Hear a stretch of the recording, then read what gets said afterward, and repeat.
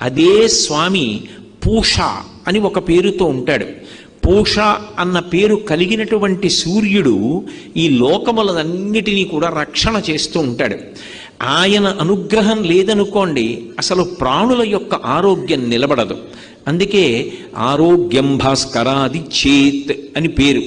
ఆరోగ్యమునకు కారణం ఎవరు అంటే ఒక్క సూర్యబింబమే. ఆయన నుంచి వచ్చేటటువంటి వెలుతురు వలన, ఆ కాంతి కిరణముల వలన ఆరోగ్యం నిలబడుతుంది.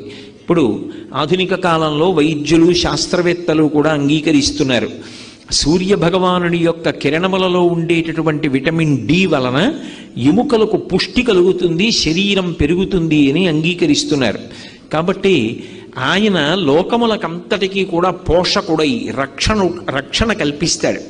సూర్యకిరణములు తగలని చోట ఒక మొక్క ఉంచారనుకోండి, ఆ మొక్క వడిలిపోతుంది, మాడిపోతుంది, ఆ మొక్క పెరగదు.